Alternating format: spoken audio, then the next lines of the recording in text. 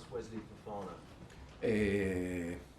We don't have any update at the moment in terms of happened 2 days ago, so we need to wait a little bit, and hopefully we can get some more news in the next days. But for sure he will be out for the next weeks for sure. And how's Reece James coming on? It's the same situation more or less. He's getting better, but he needs still weeks to come back. In terms of Fofana, how big a hole does that leave you defensively, and will Benoit Badiashile be the most likely replacement in the short term? Depends a little bit the game plan. Benoit could be one of the solutions, but we have also Tosin, we have Axel, we have different players that they can play there.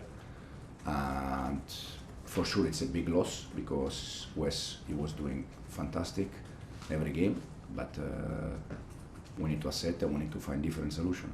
We've seen you rotating midweek in Europe and in the League Cup. Will that be the plan again this week? I don't know. We had yesterday's session where the player that they played 2 days ago, they are recovery. The rest we had session, but now this afternoon we have one more session and then we decide. You said consistently that you're not in the title race. Do you still maintain that? Absolutely, yeah. Your level though on points and goals scored and goals conceded with Arsenal, who are in the title race. So what's the difference? That they have been there in the last 2 years, very close to City, and we were very far to City. You're not doing it to protect your players, take the pressure off? No, I said to be in the title race is nice pressure for me and for the players. It's not that kind of pressure that you don't like. It's that kind of pressure that you like because you are in the title race. But it's not our case, and the reason why I said, because Arsenal in the last 2 years they were very, very, very close to City, Liverpool. They have been there, and we were not there. And as I said, hopefully soon we can be there. Thanks, James. Seb? Hi, Enzo. A word on Southampton. You beat them very comfortably with Leicester last season. What are you expecting from tomorrow's game? It's the worst game since we start the season for us, and it will be the tough game since we start the season. And we need to be ready, otherwise it will be a bad day for us. And the reason why is because if you analyze the results, probably they are there, but in terms of performance, they were winning against Liverpool, they lost against City 1-0, they drew the last game against Brighton. The way they play since last year, because as you said, I was in Championship with Southampton last year. I know them quite well. They are very brave, and it's very clear what they want. They want to keep the ball. We want the same. And yeah, I said it will be a tough game, and we need to be ready.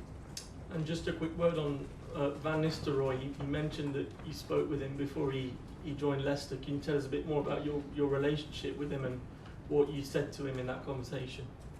No, Rudy is a friend of mine. I already said here before we faced Man United. He called me days ago before he took over there.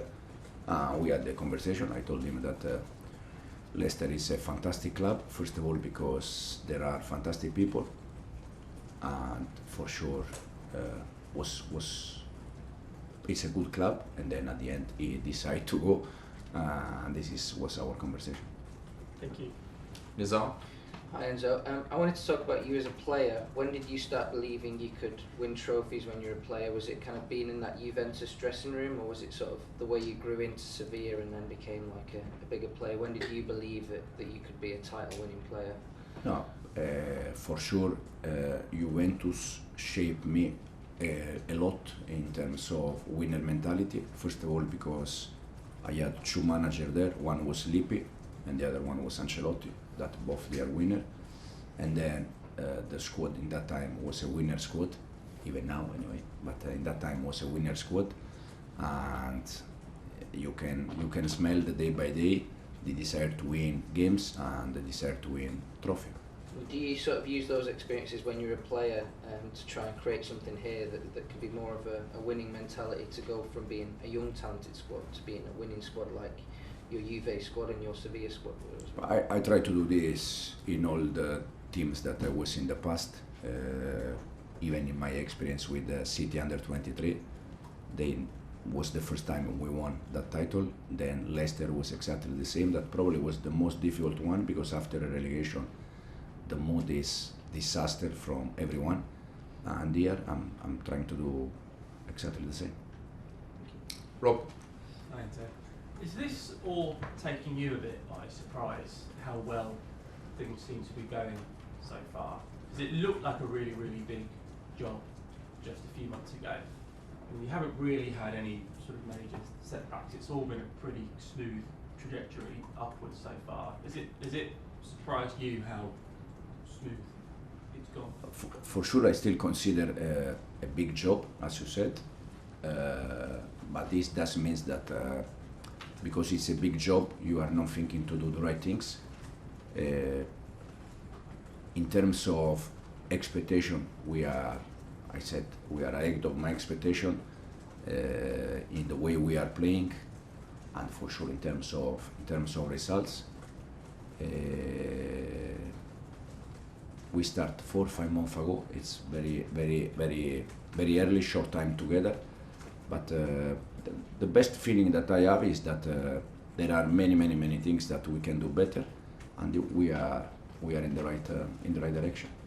You said that the club didn't set you specific targets, Mm-hmm. or give you expectations at the start of the season.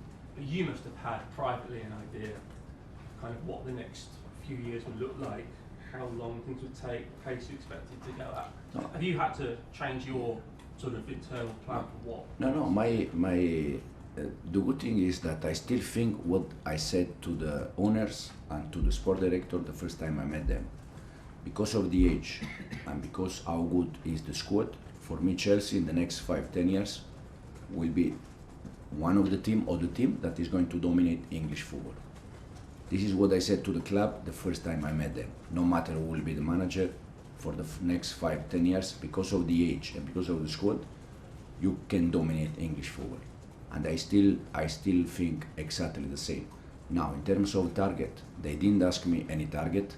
The only thing they asked me is to try to build for the next years something important. I think we are in the right direction. And in terms of personal target, I know that from outside you struggle to believe, but I just finished to see how today, this afternoon, the session we can help the players to improve and the team to improve. I'm focused about Southampton for sure, but I'm not focused about end of season, next season, 2 seasons, because it's not real. Simon? Enzo, when was the last time you spoke to the owners? After the last game, after Aston Villa game.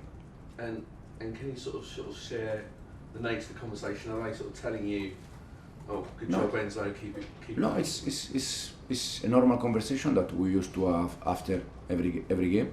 How was the game? Your feeling? What works well? What doesn't work? And it's just about this. Are you getting the impression though that they're very happy with the job you're doing? This is a question for them. I hope so. And they show me not happiness, but they show me that they are happy. They are okay. But it's more question for them. And on Leslie Igochukwu, obviously he was sent on loan to Southampton. He's not played very much. Will he be coming back in January, given he's not played very much? No idea at the moment. No idea about the loans. No idea about window transfer. We have still, I think, before January we have still 7 Premier League games. It's too many games to be thinking about that.